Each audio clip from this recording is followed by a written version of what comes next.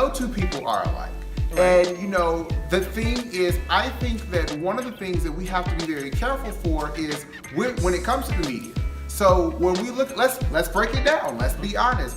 When we look at the media, some of the front, what we see in the media for black gay, when we look at the front runners, sometimes the front runners are wearing heels and makeup and they have hair and they're tossing it and they're turning it and they're yassing. Because it's all about ratings. And it is all about ratings, but what we have to be careful is, if we're not careful, people will judge all of us based on one representation of us. Because I don't necessarily remember seeing any gay in any other ethnic group being portrayed as that. No. When we see white gay on television in the media, we see them being millionaires. We see them riding on yachts.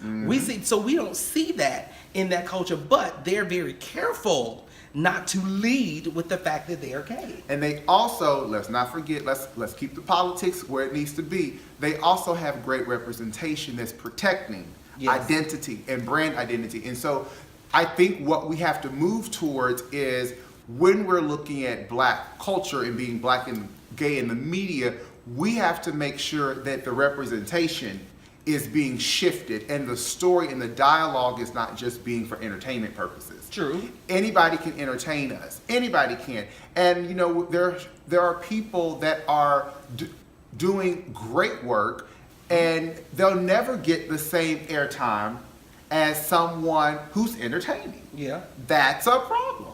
But in order to have that same protection, and you know, when the person is on this side of the table, they have to be willing to be guided. Right. They have to be willing to be counseled, to say, hey, yeah, so I get that that's a part of your personality, but in order to make sure that you are having the best representation of everyone, because when you step in front of that camera, you don't just represent yourself. Right. You represent every black gay person that anybody knows. Right. So you have to be careful of what you say, how you look, how you sound, how you dress.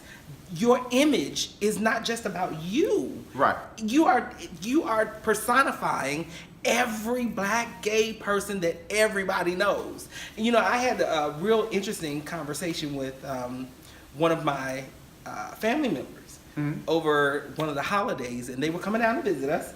And my teenage niece, real young, maybe about 13, 14 at the time, did not know of my orientation.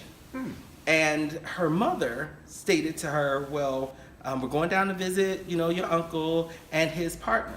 And she said, his partner, like, they're in business together? She said, well, yeah, they're in business together too. Come on, but business. That's not the type of partner I'm talking about. So she said, well, what do you mean by partner? And she said, well, you know, they are together. Like, they are in a relationship. Like, they are living together, and they live together as a couple. And so she said, so are you saying that he is gay? That the uncle is gay? And she said, yeah. She said, I didn't know that. Nobody ever told me. He doesn't look like the gays I see on television. Not he doesn't look, and that's just it. That's a problem. That's it. That's a problem.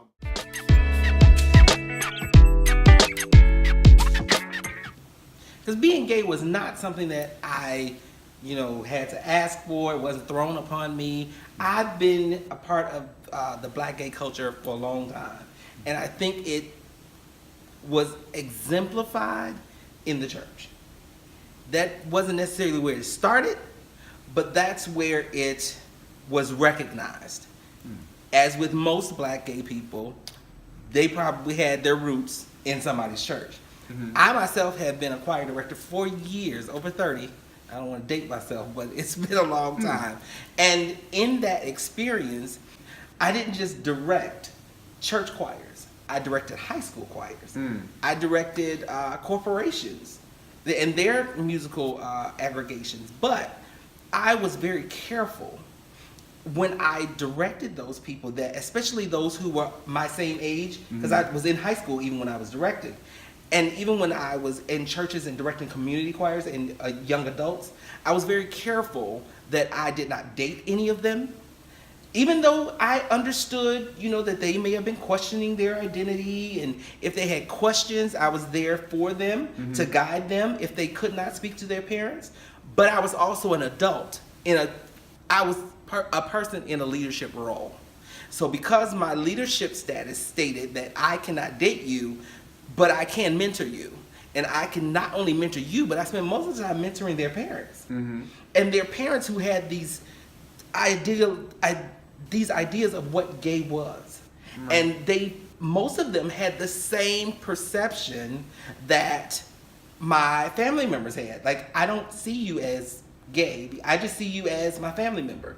Because you don't look like every other black gay person that I see. Yes, stereotypically, I was a choir director, but I did not lead with the fact that I was gay. I led with the fact that I loved and I had a passion for music. And I had love and I have a passion for people. You just so happen to be in the church.